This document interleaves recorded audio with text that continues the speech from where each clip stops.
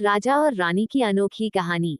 बहुत समय पहले की बात है, एक विशाल राज्य पर राजा विक्रम का शासन था। वे बुद्धिमान, न्यायप्रिय और पराक्रमी थे। उनकी रानी, रानी सौम्या, सुंदर, समझदार और बहुत दयालु थीं। दोनों की जोड़ी पूरे राज्य में प्रसिद्ध थी और प्रजा उन्हें बहुत प्यार करती थी।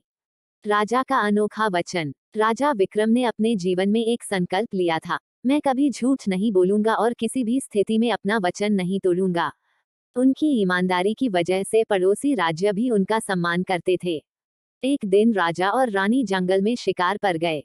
अचानक मौसम खराब हो गया और वे रास्ता भटक गए। जंगल के बीच उन्हें एक झोपड़ी दिखी जहां एक बूढ़ा दंपति रहता था।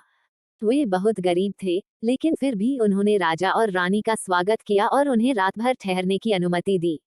बूढ़े व्यक्ति ने राजा से पूछा, महाराज, आपकी सफलता का राज क्या है? राजा ने मुस्कुराकर कहा, मैंने कभी झूठ नहीं बोला और न ही अपना वचन तोड़ा। बूढ़े व्यक्ति ने हंसते हुए कहा, हर इंसान कभी न कभी झूठ बोलता है। अगर आप एक दिन झूठ बोलें, तो मैं आपको एक अनमोल खजाना दूंगा। राजा ने चुनौती स्वीकार कर ली। राजा की परीक्षा। अगले दिन जब राजा और रानी महल लौटे, तो अचानक राज्य में हड़कंप मच गया। एक व्यापारी दौड़ता हुआ आया और बोला, महाराज, मेरा खजाना लूट लिया गया है। राजा ने वचन दिया कि वे लुटेरों को पकड़कर खजाना वापस दिलाएंगे। लेकिन जैसे ही राजा जांच करने निकले, उन्हें पता चला कि लूट का कोई सबूत नहीं है। तभी उन्हें याद आया कि बूढ़े व्यक्ति ने उनसे झूठ बोलने की बात कही थी। अब राजा के सामने दुविधा थी, अगर वे सच बताते हैं कि लूट नहीं हुई, तो व्यापारी दुखी होगा, और अगर वे झूठ बोलते हैं, तो अपना संकल्प तोड़ेंगे। रानी की बुद्धिमानी। रानी सौम्या ने राजा से कहा, महाराज, आप अपनी ईमानदारी के लिए जाने जाते हैं, लेकिन कभी कभी किसी की भलाई के लिए सच छिपाना भी जरूरी होता है।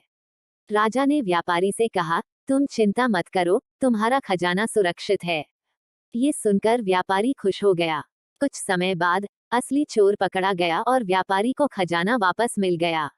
राजा समझ गए कि हर परिस्थिति में सच और झूठ का सही इस्तेमाल करना ही असली बुद्धिमानी है।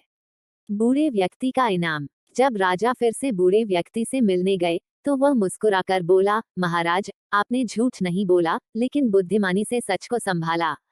यही असली राजधर्म है। फिर उसने राजा को एक पुरानी किताब दी, जिसमें सदियों पुरानी ज्ञान की बातें लिखी थीं। राजा और रानी खुशी खुशी अपने महल लौट आए और राज्य में न्याय व समृद्धि